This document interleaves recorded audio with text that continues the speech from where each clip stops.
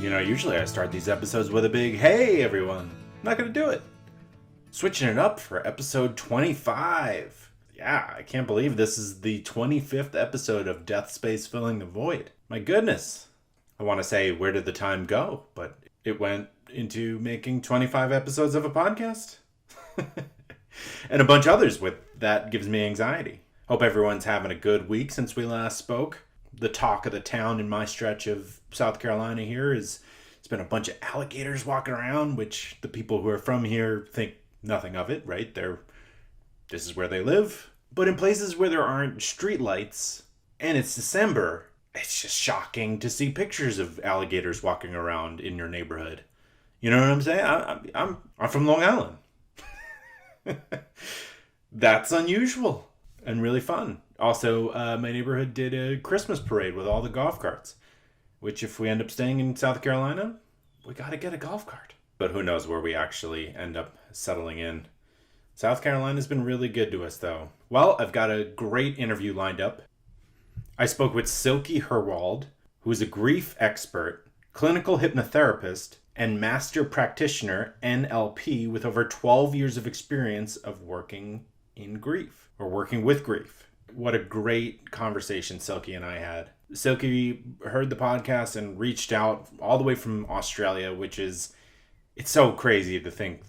I mean, of course, it's the same planet and the internet is the internet, but to think that I'm making something in currently in New York and now South Carolina is reaching out that far is incredible. I mean, it's backed up because I can see where the downloads are coming in geographically, and every continent except Antarctica has listened. But still, to have someone reach out and want to be a part of it was incredible. And I think Silke has such incredible information and advice and stories. I think people are going to get a lot from this interview. So let's make our way over that interview. But before we do, please check the show out on Facebook, Instagram, Twitter, and YouTube. And if you're enjoying it, please remember to rate and review it. That helps with the discoverability. Well, thank you so much for listening. Thank you to Silke, and enjoy. Joining me now on the podcast, I have Silke Herwald, who's a grief specialist and hypnotherapist. Silke, thank you so much for being here. Oh, thanks so much for having me, Pat. It's a great pleasure. Yeah. I love your podcast. Oh, thank you very much. Yes, we connected when you reached out. You're all the way from Australia. And so it was very exciting to hear that, when you're putting out your podcast, you don't expect that people, I mean, it's tomorrow morning for you right now. That it has reached that far makes my heart feel so warm. So thank you for reaching out. Yeah, it's fantastic. Thanks for the work you do. It's such an important topic, and a lot of people just don't know how to handle death, dying, grief, and everything that's associated with it. So it's really important work that you do. And it's very important work that you do, which is why we're talking here today. So yeah. As a grief specialist, tell us a little bit about what you do. As a grief specialist, I'm also a clinical hypnotherapist. So I work a lot with the unconscious processes, because in grieving, there are so many unconscious processes involved. And it's important to understand a little bit about how unconscious processes work, because the unconscious is very much the part that is in charge of needing to protect you. And with grief, it just because you have already lost so much. The world has fallen apart, shattered into a million pieces.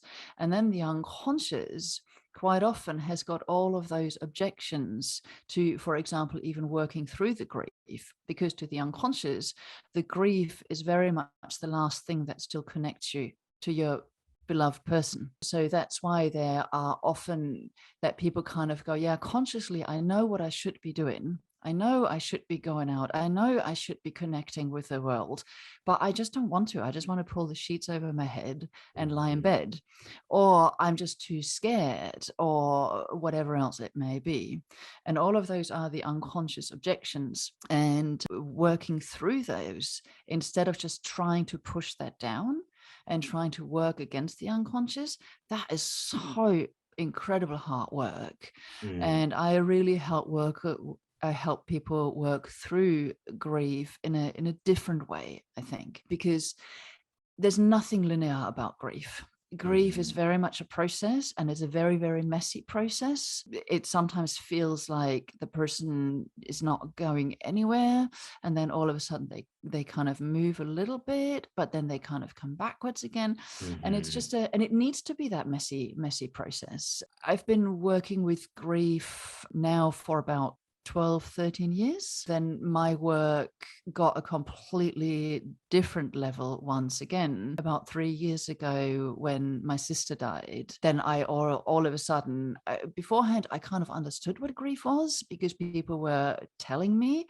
But then all of a sudden, I kind of had that insight of, okay, this is what you mean when you talk about this real visceral pain and how it throws you on the floor and rocks you and all that. And I really got that understanding then as well. That's a very short description of how I got into it. Well, that's great. We can start diving in. I've already got questions, but first off, I'm very sorry about the loss of your sister. That I have two sisters and I love them both very dearly, and the thought of losing them. So yes, I'm sorry to hear that. I'm curious about the objections made by the unconscious. How much do we even know about the unconscious? Why is the unconscious brain kind of pushing back against what you've just described as like rational thoughts? Like, I know I should be doing X. Why are those at odds? They're two very different value systems. The conscious mind is very much only concerned with the value system of what you want.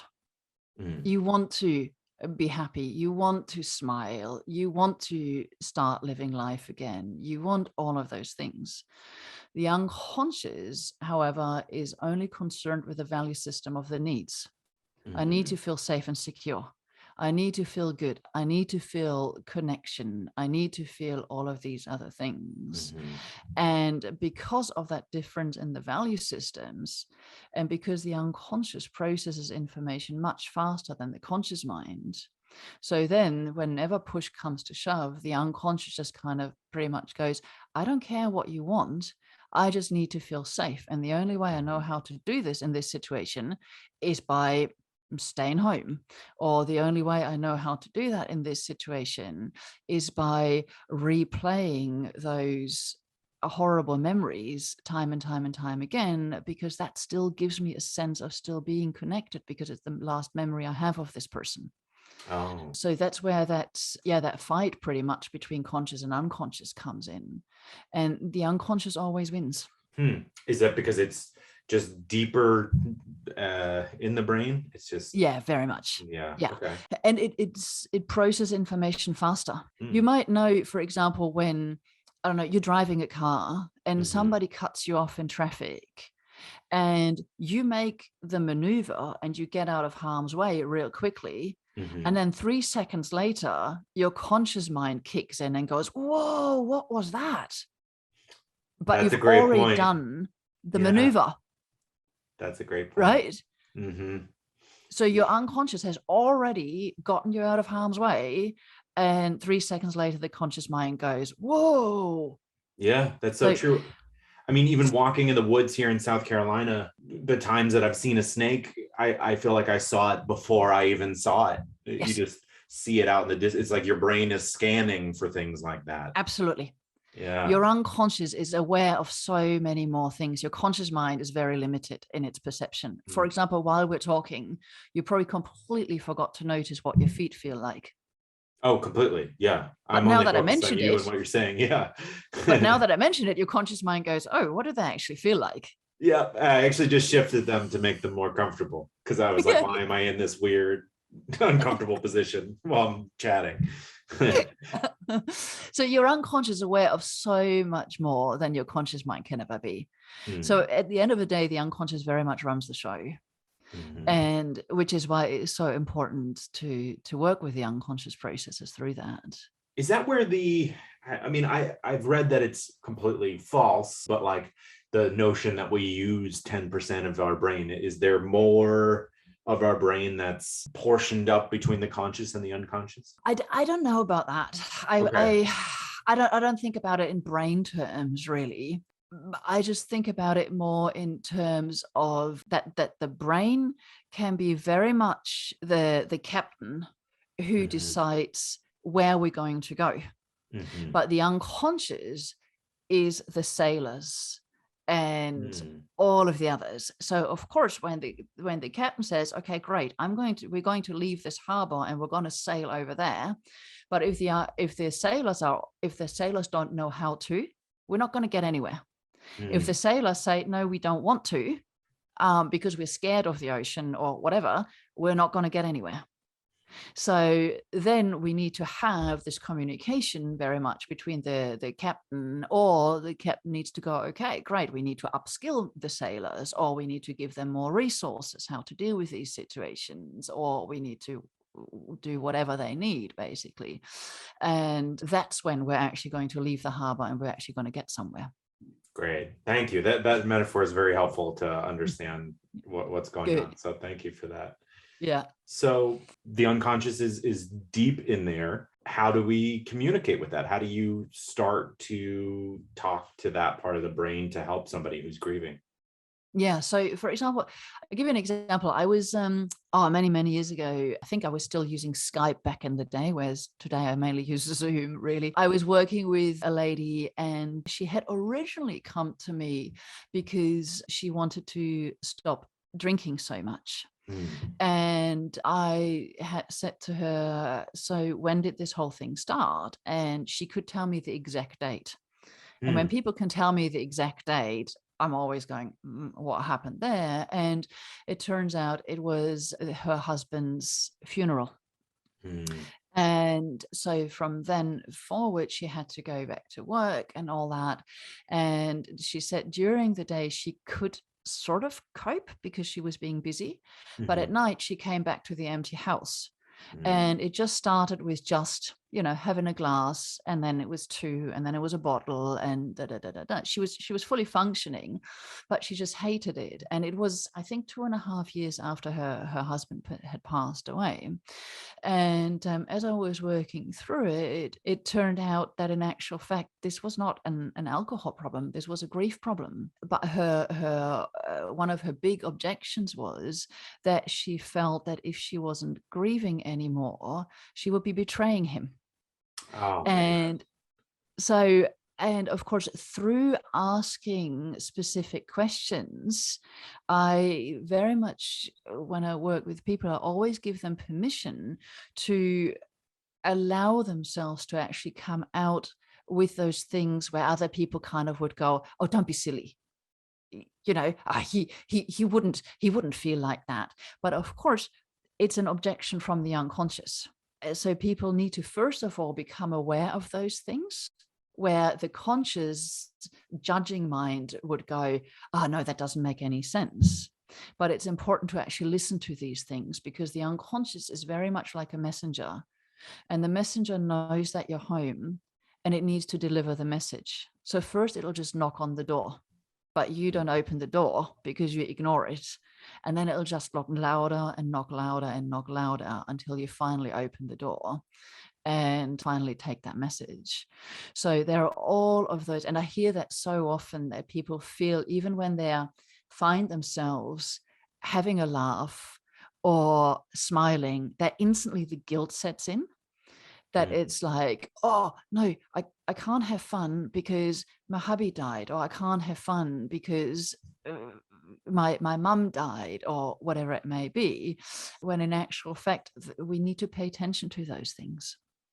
Yeah. Oh my gosh. Whenever you hear something like that, your heart just goes out to people, that it's like you've got a wall up to laugh and enjoy things. It's like, of course, your significant other would want you to continue living your life. Yes. You said something interesting. I even had this reaction when you were describing the story of this woman you were working with. That was, most people would object immediately and be like, of course your husband would want you to laugh and this and that. But you say you don't do that. You Mm-mm. say you hear it out. Is it kind of made me think you were trying to call a bunny in the woods that was like kind of nervous and was like just about to approach you, and you had to be gentle and get it to come to Yes. you. Is that accurate? Yeah. I love that. I love that Okay, good. description. Exactly. Yes. Because then the unconscious has that sense of finally somebody's listening to me. Hmm. And then once you've got that first bit, then it'll come out with more. Got it. And why is it so sheepish? Why is it so reluctant to come out in that sense? And I'm referring to it as the Mm. subconscious there. Yeah. Because depending on the person's age, they have a long history of ignoring their unconscious Hmm. and the messages from the unconscious. Hmm. Of course, also as society, because we're trying to be helpful. So we always go, come on, don't be silly. No, of course he would want you to be happy. Yeah. So we Yeah. get it. We get it from everybody around us. And then of course we do the same to ourselves. So the unconscious has learned to be a little bit on the, be hidden a little bit. So it's very much also about allowing that process to unfold. Yeah.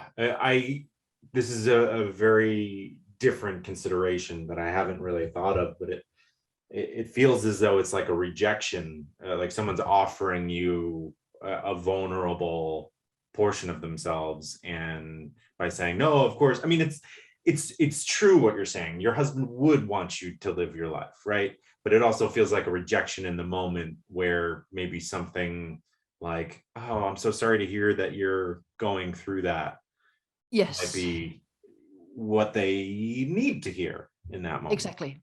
Yeah, absolutely. Wow. Yeah, because then when we say those supposedly helpful things, the unconscious just goes, yes, but.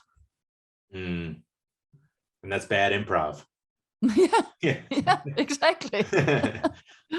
Yeah, absolutely. Hmm. So yeah, that's one way, because once we've got the objections out, then we can start to do something with them.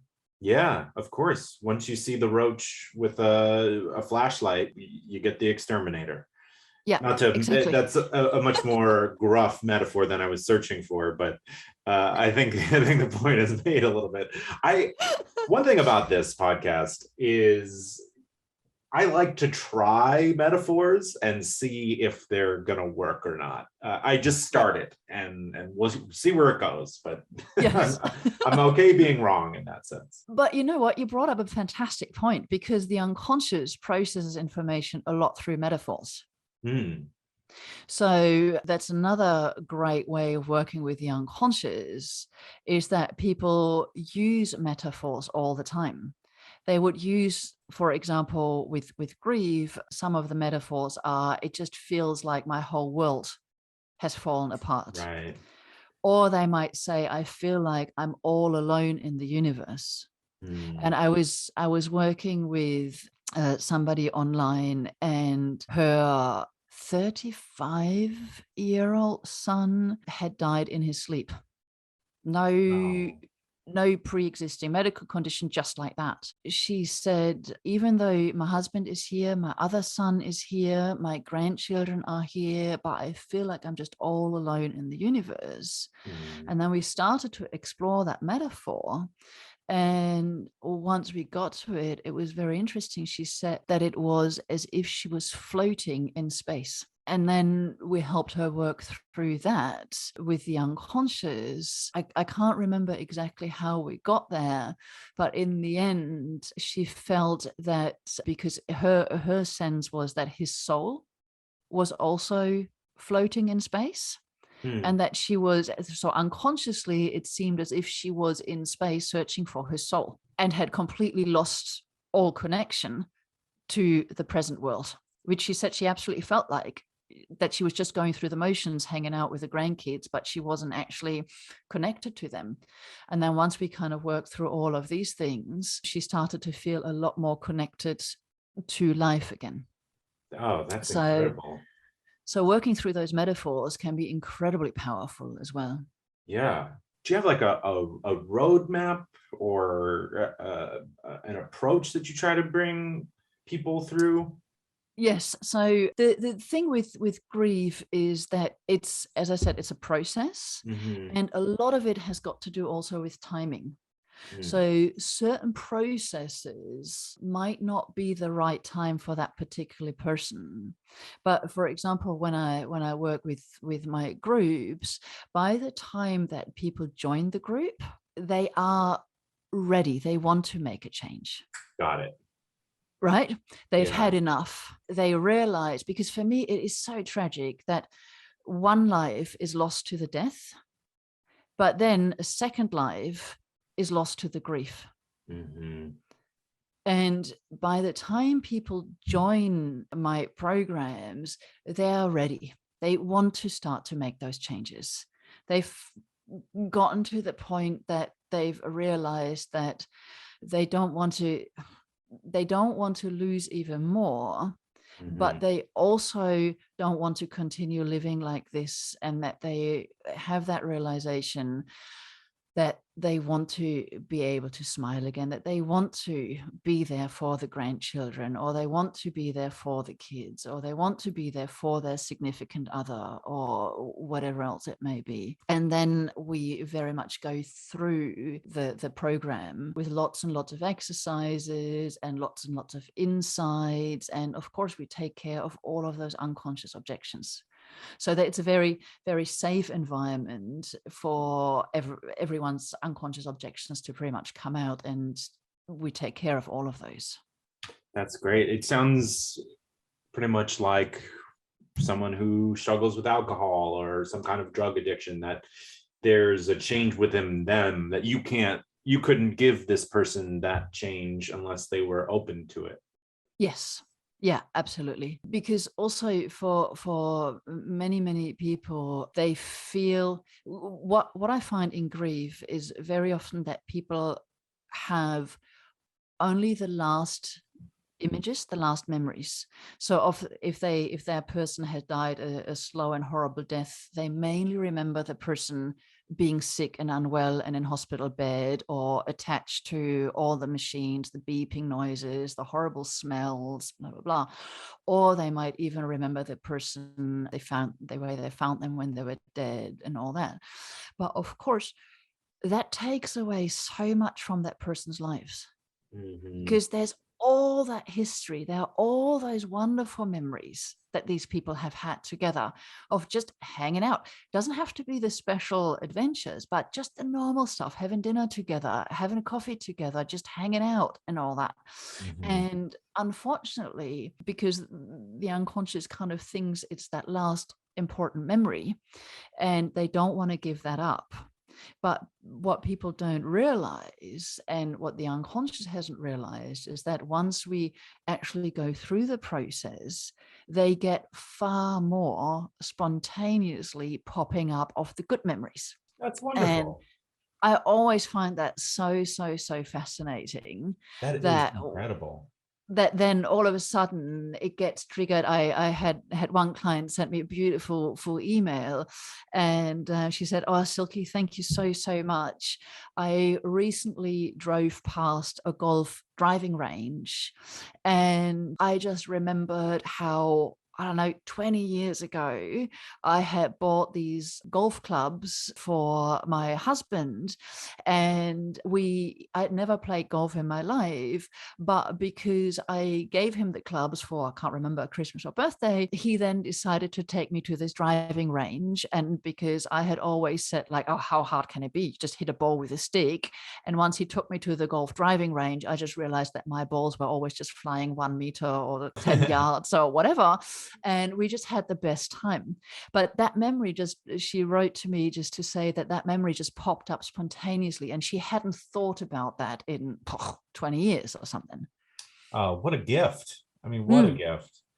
Yeah. So many people talk about, even on this podcast, about, I never got to say goodbye, or what you're describing, like the final moments, and rushing to the hospital, and the traffic, and the anxiety of not being where they want to and need to be. And if you can live in a lifetime of other memories, as opposed to that 12 years versus 12 hours or whatever it is. Exactly. What a nicer way. So that's amazing that you're able to give that to people. Yeah. That's I think partly why I love it so much, what I do, because it's the relief that is Mhm. palpable. Yeah, I'm sure. I'm sure And just their bodies, just body language shifts too, with like yes, the weight coming off their shoulders, and yes, yeah. yeah, you see it when people kind of show up again, whether that is online. You just see that they're sitting differently. You Mm-hmm. see that there is a different facial expression, and that to me is just so wonderful. Yeah, yeah, that's incredible. Where does the hypnotherapy come in? How does that come into play? With all that there, because you just said, for example, that a lot of people didn't get to say goodbye, Mm-hmm. or they didn't get to say goodbye that the way they thought it would be.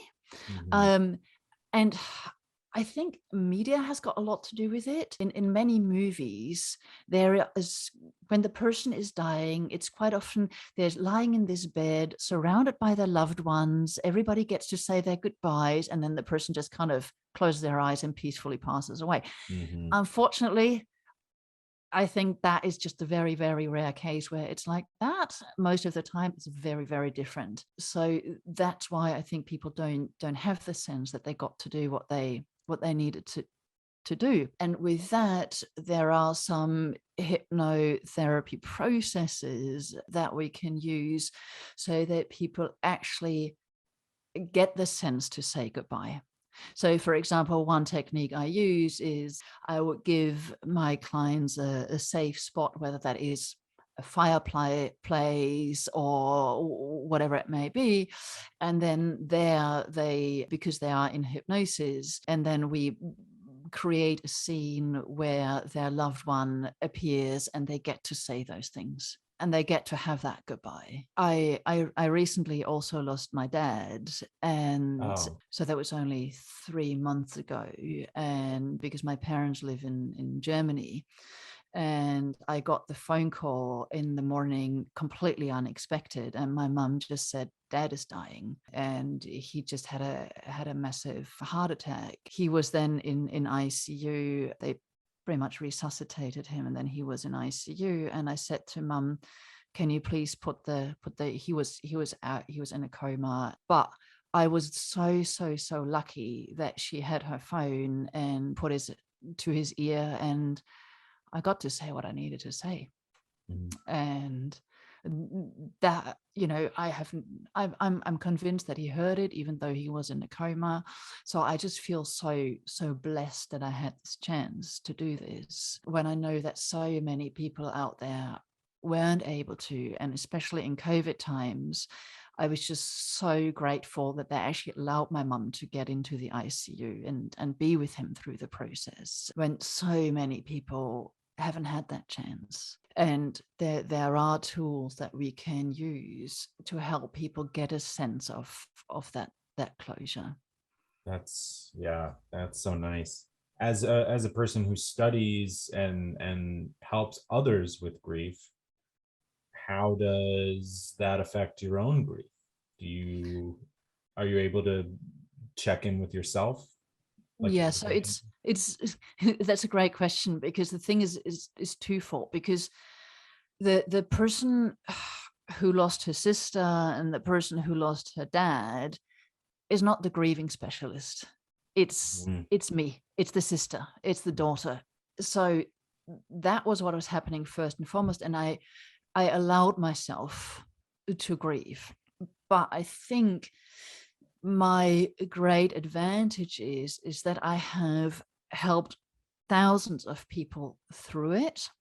So I know that there is a light at the end of a tunnel. I know I can get through this. I know that I'll be able to enjoy life again.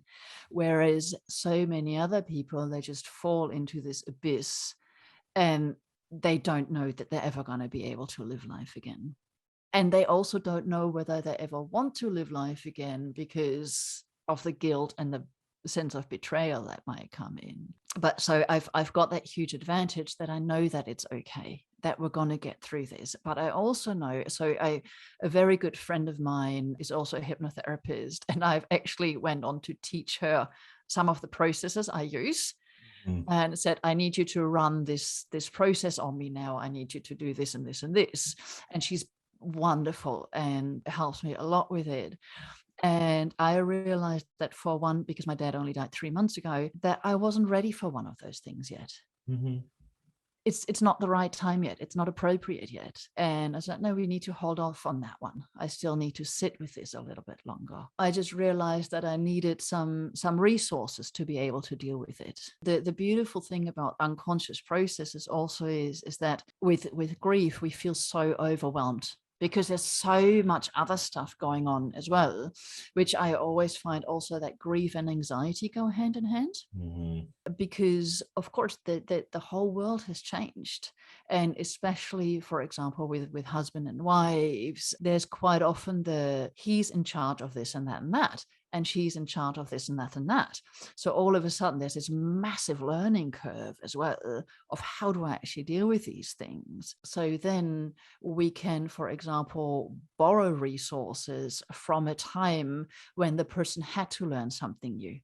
For example, the first time that they got a job, or for example, the first time that they had a baby, that was very new. And there was a massive learning curve, but somehow they still managed.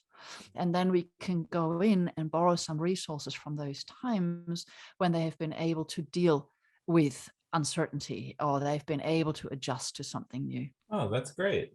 I wouldn't even have thought of it like that. It's like you've accomplished these things in the past. You can do this too. But Yes. it was very interesting to hear what you were talking about. I like knowing that there's a light at the end of the tunnel, that there is hope. Like so many people just express almost like they're settling into a new normal where grief is the captain of the ship, to go back to the Yes. metaphor, unfortunately. Yeah. But yeah, that's like one thing that you can't give someone. You can't give them the idea that there is, I mean, I guess you could say it, but until they actually breathe it in and take it in and accept it, can they actually Yes. start making changes. And also, I think once they actually realize that it is not betrayal, it is not guilt, but that it's actually okay to continue to live life, and that their loved one would want them to. And, sometimes people say also, but and it's not about stopping grieving. I think people have got this thing of either I grieve and I'm miserable and I don't get to enjoy life, or I stop grieving, forget about my loved one, and move on with life. No, it's not that. It's not black and white. There are so many different possibilities. And for me, it's more about, you need to allow the grief to shape you and form you and change you, because this person has been such an important part of your life. And so now it's more about, in a relationship, any relationship, we share values and we express our values through what it is that we love doing with the other person.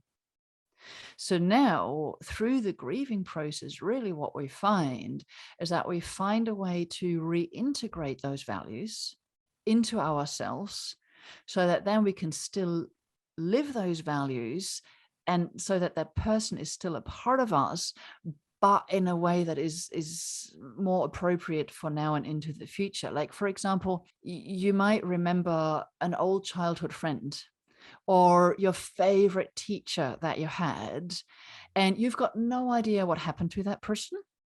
But when you think about this person, you get a smile and you get a warm feeling. And you remember all those good things. And that really is how I approach working with grief, is so that that person truly becomes a part of you and that they live within you forever. And that when you think about them, you get that warm smile and you get that good feeling. Yeah, that's exactly like what you were saying about don't think about the end point with someone that you were more intimate with. You're living in the positive, and you're just enriched by your experience. Absolutely. I love that. So that it's not about moving on. It's not about moving forward. It's more about finding a way to integrate the person and all of that into yourself, so that you can go out into the future with them within you. Yeah, and it just takes a weight. even breathing this in now, I feel a little lighter, just considering, as opposed to being sad about how someone may have passed or that people will pass in the future. It's just more like, hey, we've had a pretty good time, you know. You Yes. know. Yeah. Yeah. I love that. I mean, what more Yeah. could we ask for? Yeah. And that way they truly become a part of you. Yeah. And yeah. If you're listening to this podcast, one of the reasons may be because you're interested in having your death or a loved one's death be celebrated in a different way, to think outside the box a little bit. I personally really like the idea of that. And that's why I'm partnering with a company called Spirit Vessel, who creates these guided, personalized ceremonies for yourself or a loved one. Well, just to give you a little bit of background, Spirit Vessel is a sister-owned company that is bringing sacred ceremonies around death back into the home in a beautiful and meaningful way.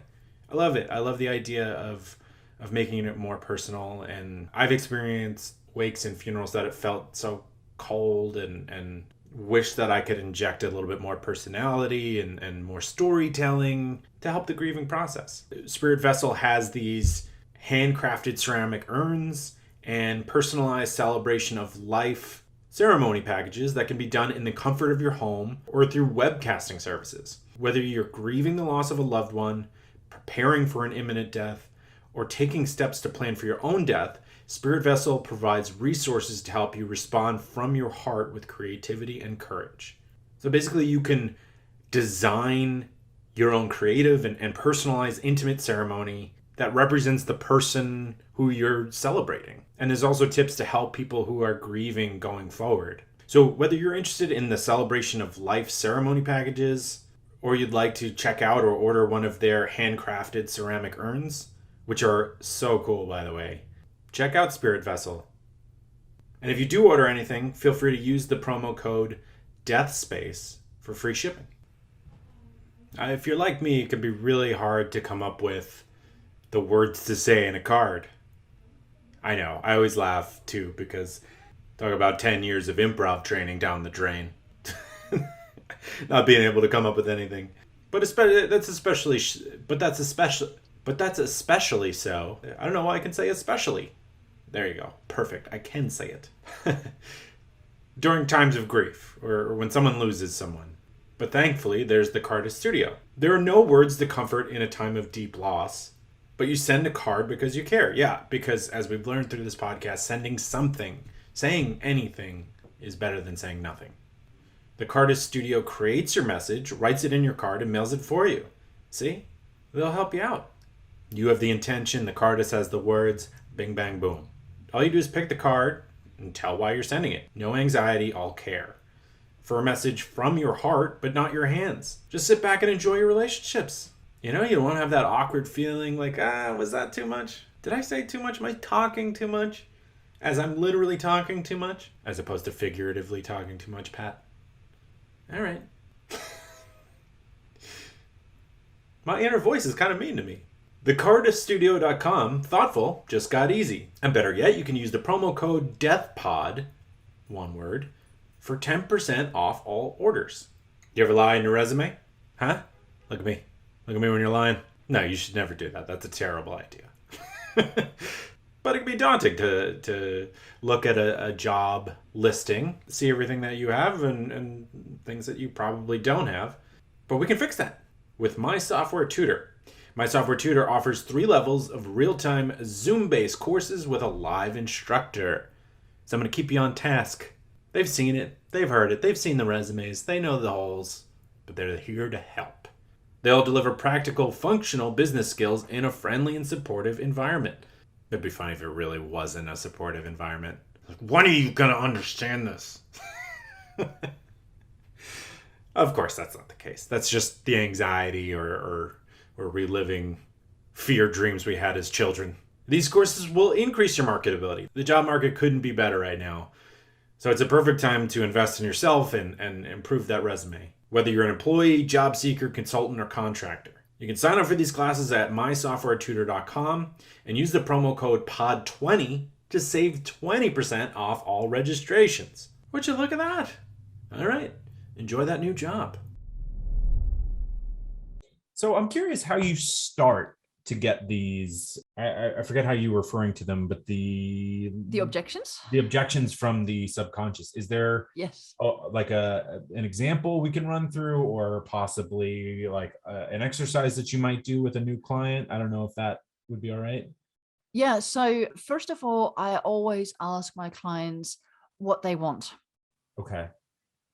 And then I hear a lot of, I want to do this, that, and the other, but.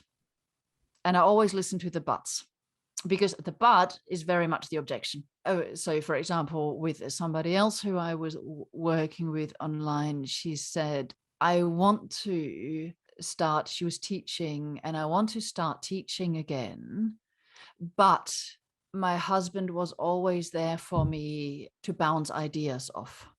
And I want to do this again, but I don't believe I can do it on my own. So then I was like, okay, so your husband was always there to bounce ideas off, and you don't believe that you can do this on your own. Great. Okay. So then what other options do you have? So then we kind of got through a few of those. But of course, what it turned out to be in the end was that he always gave her so much confidence. Right. And she didn't trust that she could do it by herself. She just didn't have that confidence in herself. And then we, again, as I said earlier, we pretty much worked through other areas where she had done something on her own eventually. That's great. So yeah. I always listen for the buts, or I say something when they tell me what they want, and I ask, what's stopping you? And I literally say then to my clients, I say, tell me the stuff that you think if I say this out loud, somebody's going to put me in a straitjacket and throw away the keys. I need to hear that stuff where everybody else is going to go, So that's exactly what I need to hear. That's great. That's so funny. But So, you're getting them so easily. I thought that people maybe when they come to you, maybe like, all right, if my guard is up, I'm nervous about being in therapy. Maybe they've never been to therapy before, but it seems like that's like something you might say in the first 5 minutes. Hey, what do you want? Yes, yeah, exactly.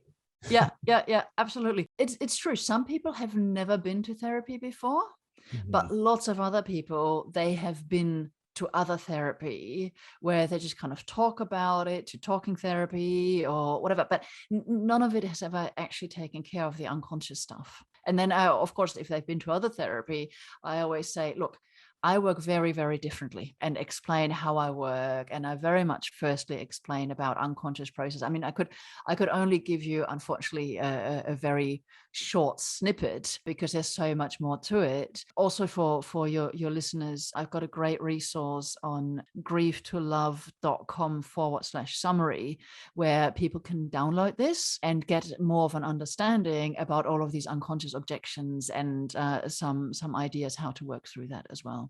Excellent.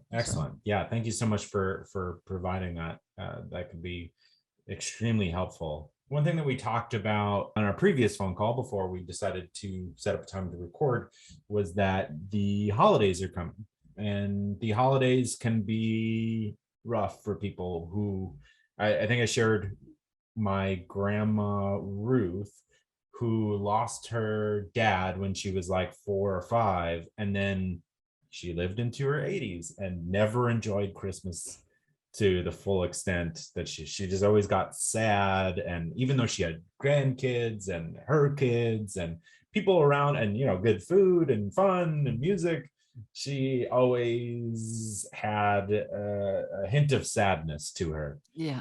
So yes, there are people out there that unfortunately can't seem to enjoy themselves. So I don't think we're going to be able to completely fix everyone, but you said that you might have some ideas.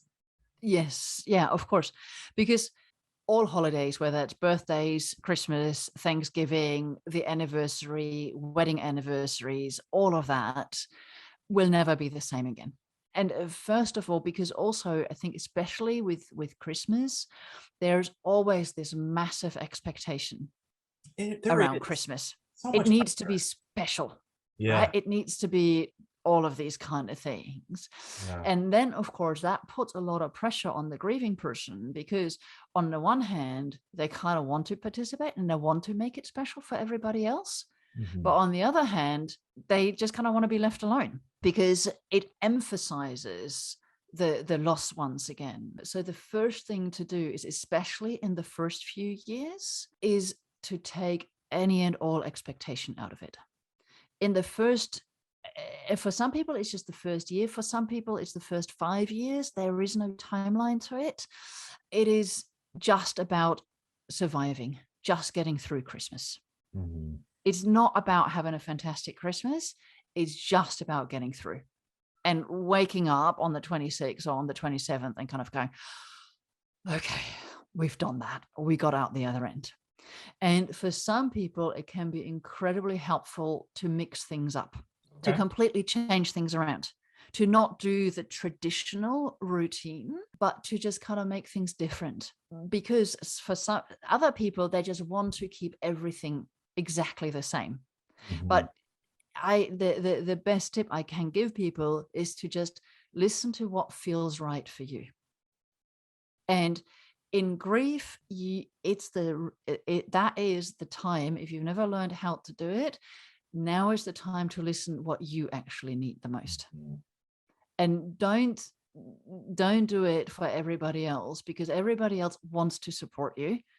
And so listen to what you need. And if you want to just go for a really big walk and order a Christmas pizza, go for it. Do it. Right? Give yourself Yeah. permission to do that. If you want to just kind of not see anybody at all and just potter around at home and pretend it's not happening, that's okay. Do that. But if you do it, make sure you got a plan B, because it might just be that Christmas Day gets a bit too long and all of a sudden you're like, oh my God, I can't bear my own company anymore. I need to be with somebody.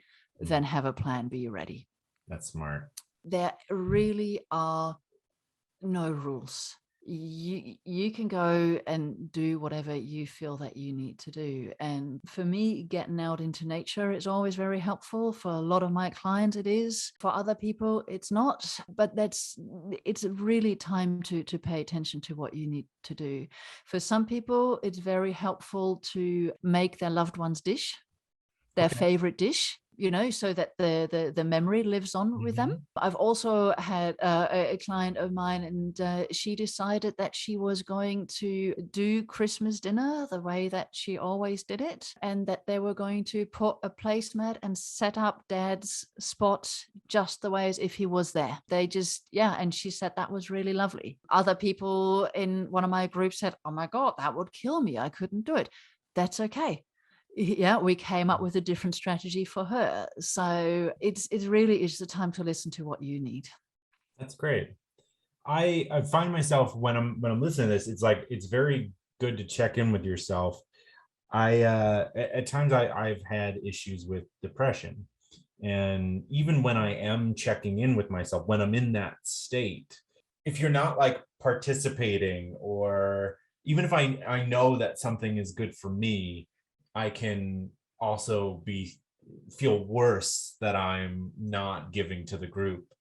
Of course. And I know that's like completely irrational, but I just wanted to pay tribute or acknowledge that sometimes even knowing what's right for you, exactly what you said in the beginning, knowing what's right for you versus what you want to do can be at odds with each other. I think then the best thing to do really is to just give yourself permission to feel what you feel.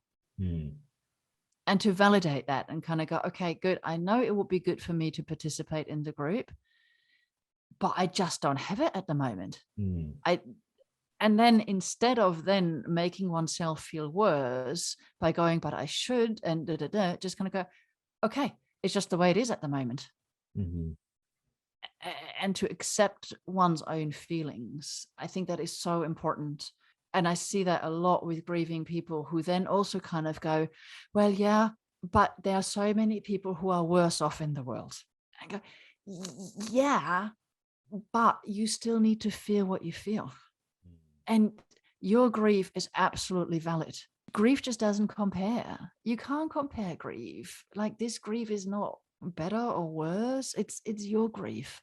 And that's the most important grief there is at this moment in time.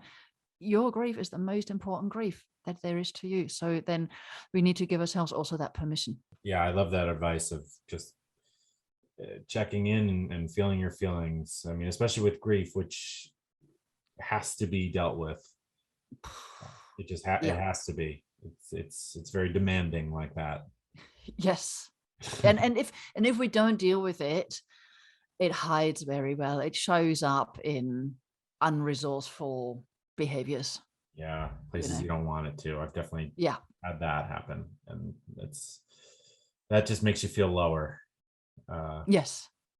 Yeah, because when people then kind of start to deal with it with alcohol or with overeating or whatever, then in the end they end up with the same grief and an addiction on top of it. Yep. Oh. And regret and Exactly. and hating themselves. You don't want to pile more on. Yeah, it's difficult enough as it is. So, right, exactly. Well, I've really enjoyed our chat. Do you think there's anything that I've missed? Do you want to talk more about hypnotherapy or your practice or group practice and how that's different, or anything I missed? So yeah, with the groups, it's so great, because once people understand how unconscious processes work, there is that sense of real community. There are other people who are going through a similar, not the same thing, but they understand. As I said before, I've been working with grief for about, I don't know, 8 or 9 years. But once my sister died and I saw my parents who lost her daughter and all that, I just got a completely different understanding. Mm-hmm. And then, of course, once my dad died and my old beautiful therapy dog, who was always with me in the clinic, just died 2 weeks before my dad. And I was like, oh my God, but it kind of went to a different level again of understanding. And in those grief groups, because they're small, there is that real connection between people. They really understand when the person says something, they just get it. They get it at a real heart level. They don't just get it consciously with their brains. They really get it in their hearts, and they just form beautiful bonds with each other. But they also, because they've got the tools that they learn through the processes with me, then it's so beautiful to see that they help each other out with those tools then as well. Oh, that's great. And it's really beautiful. So for everybody grieving out there, it is possible to grieve in a way that really honors your deceased loved one. It's possible to grieve in a way that actually allows you, I know it sounds really weird, but to feel closer to them than what you are doing when you are in the throes of grief. And that you really get to a point where you have the more and more of those beautiful memories of the person being fully alive. Oh man. So there is hope. There's hope. I love that. That's such a major takeaway from this conversation. There is hope. Well, Silke, how can people find you? How can they work with you? The best way to find me is grievetolove.com. /summary. We're going to have a summary of what we talked about. You can download that from there, and also you'll receive an email sequence where I explain more about the unconscious processes, and there then I also share my socials and how to get in touch with me through that. So, and the reason I picked Grieve to Love is because in grief people feel that they've lost all their love. But once we work through the process, they feel that loving connection again. Oh, man. And that's what life is all about. Connection and love, and just feeling connected to everyone around us. Yes. Yeah, absolutely. Yeah. And to feel connected to the people who were part of our lives, and they still need to be part of our life, even though they're not physically here anymore. Absolutely. Yeah. Well, Silke, thank you so much for your time. This has been an incredible conversation, and I hope we stay in touch. Yeah, thank you so much for the opportunity. I really enjoyed it. Thank you Of so course. much, Pat. Brilliant podcast. Thanks. Any holiday can be very difficult for people who are reminded of someone they've lost. So I think that's great advice that Silke was providing about there isn't anything you have to do or are supposed to do. People may put some pressure on you, and it's probably coming from love. I mean, yeah, it is coming from love. But if you're not up for it, you're not up for it. And people have to understand that. You got to take care of you. Thanks again to Silke. I'd love to have her back on again. I think that would be awesome. There's a lot left to talk about. Just a reminder about my other podcast called That Gives Me Anxiety. Recording season 3 right now as I'm posting season 3 of Death Space. You can find it wherever you get your podcasts. And once again, I'd like to mention and thank the sponsors. Spirit Vessel, use the promo code DEATHSPACE, one word, for free shipping on personalized urns and the Celebration of Life ceremony packages. The Carta Studio, you can use the promo code DEATHPOD, one word, for 10% off all orders. And My Software Tutor, you can use the promo code POD20 for 20% off all orders. Thanks again to all those companies. Thank you so much for listening. Have a great week, and I'll talk to you on Thursday.